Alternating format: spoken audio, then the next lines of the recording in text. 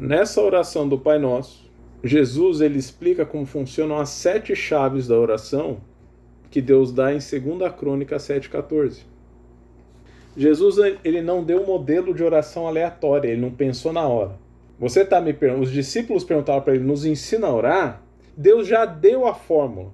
Ele já ensinou como orar lá em 2 Crônicas 7,14, lá na época de Salomão. Então agora eu vou dar um exemplo de como fazer uma oração com base nos princípios que Deus deu naquela regra. Com base nos fundamentos de Deus. Aí se você puder deixar aberto aí, você vai ver que em 2 Crônicas 7,14 começa com um se. A palavra se. O que é o se? É uma condição. Se você fizer a sua parte, eu faço a minha. Certo? Já Mateus 6, de 9 a 13, começa com um portanto, se vocês orarem assim. E a gente vai completando a tabela. Você vai ver que um versículo, ele bate em paralelo com o outro. A condição do 2 Crônicas 7,14, Jesus repete em Mateus 6, de 9 a 13. Entendeu? Então, Deus dá uma condição. Se... Aí Jesus, se vocês orarem dessa forma... Aí embaixo do se ele coloca, se o meu povo... Quem que é o povo de Deus? Aí Jesus responde, Pai nosso que estais no céu. Ou seja, quando você fala Pai Nosso, você já está se considerando o povo de Deus. Você está se incluindo nessa família de Deus, que Deus está restituindo desde o Éden. Aí o terceiro, ele diz que se chama pelo meu nome. Aí como Jesus fala, santificado seja o teu nome. Aí ele chama Deus de santo. Então aí quando você vai lá em Apocalipse, você vai ver que os anjos estão falando em uma só voz, santo, santo, santo, porque santo é o seu nome.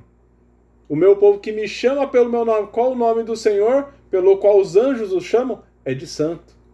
Aquele que não tem mácula, aquele que não foi corrompido por nada, aquele que é puramente santo. Santo é o nome dele. Amém? Então vocês percebem que os 2 versículos, um são as chaves da oração.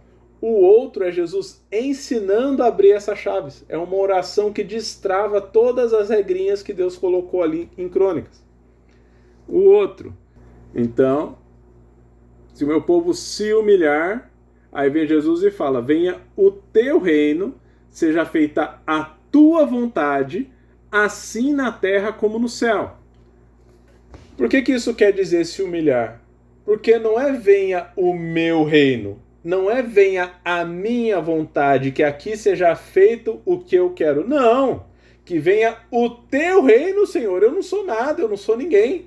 Que seja feita a tua vontade e não a minha. Que aqui na terra o Senhor reine e se faça a sua vontade, assim como acontece no céu. Isso é se humilhar. Eu me coloco abaixo da vontade de Deus e em toda a esfera da terra que o Senhor reine. Então não é só na minha vida. Assim como não sou só eu, é o povo. Que o povo do Senhor viva numa terra onde o Senhor reina. Amém? Você vê que ele vai fazendo sentido com cada palavra que ele vai falando. Aí ele fala, não é, Deus abençoa a minha casa. Não, Senhor, abençoa toda a terra. E se a minha vontade está atrapalhando o teu plano, que o Senhor passe por cima da minha vontade e que seja feita a sua vontade e não a minha. Porque o reino é teu. Amém? Outra. E orar. Aqui entra a oração. Olha, já passaram 4 fases antes de você começar a falar o que você quer. Porque oração não é isso? Oração não é você conversar com Deus, falar o que tem no seu coração, se expor, falar o que está te agoniando. Aí o que Jesus faz nessa parte? O pão nosso de cada dia nos dá hoje. Ou seja, a minha necessidade do dia. O pão nosso pode ser o teu emprego, pode ser a tua roupa, a inscrição da escola. Tudo que você está precisando é nesse momento que você encaixa na sua oração. Depois de se colocar na família, depois de chamar ele pelo nome, depois de se humilhar, aí você fala, agora, Senhor, eu tenho as minhas petições. O Senhor podia me ouvir, podia me atender. Hoje eu estou precisando disso, disso, disso, porque a cada dia eu tenho uma necessidade diferente. Todo dia eu preciso do pão nosso. Amém? Próximo, buscar a minha face. Aí Jesus relaciona isso com perdoa as nossas dívidas, assim como nós perdoamos os nossos devedores. O que ele está falando aqui? Não sei se você já fez essa oração. Senhor, eu quero ver tua face. Essa é uma oração que Moisés fez. Ele falou, Senhor, a gente está aqui conversando, eu estou te ouvindo. Moisés, nessa fase, ele já falava e já ouvia. A conversa fluía, mas ele não conseguia ver Deus. Amém? Aí ele fala assim, Senhor, eu tenho um pedido, eu queria ver tua face. Aí Deus fala assim para Moisés, Moisés, você não está pronto, porque eu sou fogo consumidor. Se você me ver, você morre instantaneamente. Ainda não está pronto. Ele chega a ver Deus lá na frente, em outra fase. Mas nessa fase ele falou o quê? Eu vou passar, você vai se esconder nessa fenda. Aí eu passo, você me vê pelas costas. Mas a minha face você ainda não pode ver. Ver a face de Deus é o auge da intimidade. Amém?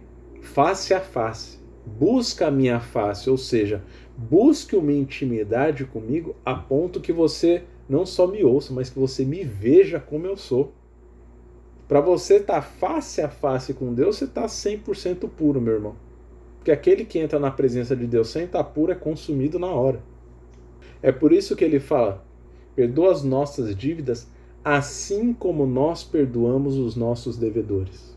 Essa oração é uma pessoa que já está com Deus. É uma pessoa que está falando com Deus, está ouvindo Deus, mas ainda não está vendo a face dele. Mas já está de bem com as pessoas ao seu redor, já está bem com o próximo. Já perdoamos as dívidas dos nossos devedores. Eu não estou devendo. Não estou devendo perdão, eu estou amando o meu próximo. Não é aquela oração daquela pessoa, eu não consigo perdoar fulano, porque ele me bateu, ele me xingou. Tal. É uma pessoa que já se deu bem com isso aí. Fala, não, deixa pra lá. Eu já pequei também, a pessoa pecou também, a gente, ok. Eu já perdoei porque eu também quero ser perdoado por Deus. A raiz do perdão, o segredinho de aprender a perdoar o próximo, é lembrar que a gente já erra muito também. Olha que louco. E se converter dos seus maus caminhos, é o que fala em Crônicas. Você orou? Mas como é que tá os seus caminhos? Você está parando de pecar? Daí vem Jesus e inclui isso na oração. Senhor, não nos deixe cair em tentação, mas nos livra do mal. E é interessante que Tiago ele fala que a gente não é tentado por Deus ou como se fosse uma prova de Deus. Há uma diferença muito grande entre tentação e os desafios que Deus coloca na nossa vida para a gente crescer. Tiago explica muito bem que ele diz, cada um é tentado pela sua própria concupiscência, pelos seus próprios desejos internos. Você já quer internamente, é por isso que quando passa você fica tentado. Às vezes você já tem uma vontade de fazer, por isso que parece que é mais difícil você aguentar aquela tentação, porque dentro de você já tem um desejo. Aí o que ele fala para Caim? Caim, você tem que dominar esse desejo. Você não pode deixar esse desejo te dominar. Porque esse desejo, se você deixar entrar, ele vai te consumir, vai te dominar, vai virar uma ação e aí vai dar luz ao pecado que gera a morte.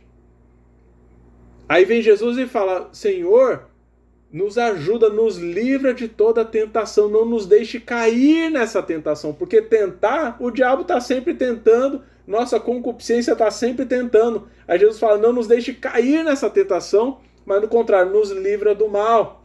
Então que a gente tenha força para ir lutando contra esse pecado, para a gente se livrando do mal, até que a gente vá chegando cada vez mais perto de Jesus. Amém? Aí como que ele termina? Lá em Crônicas. Aí sim entra a minha parte. Aí eu ouvirei dos céus, perdoarei os seus pecados e sararei a sua terra. Aí como que Jesus termina? Porque teu é o reino, teu é o poder e a glória, para sempre. Amém. Ele termina agradecendo, exaltando o Senhor. Por quê? Porque Deus já está fazendo, Deus já está operando. Aí já entrou na parte de Deus fazer.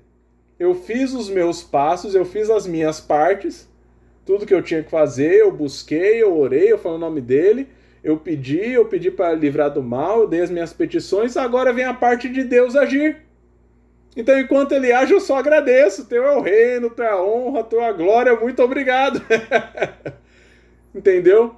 É por isso que a oração do Pai Nosso não deve ser repetida, ela deve ser entendida. Porque quando eu vou orar, eu vou colocar as mesmas estratégias que Jesus colocou na oração dele, só que com as minhas palavras. Segue o protocolo, segue essas etapas, mas fale com as suas palavras, faça a sua oração. Ah, Rubens, então é pecado repetir o Pai Nosso? Não, não é pecado, você não vai para o inferno se você repetir. Mas você repetir não pode substituir a sua oração de coração. Amém? Para que a sua oração não só alcance o ouvido de Deus, não só que ele ouça, mas que ele responda. Amém?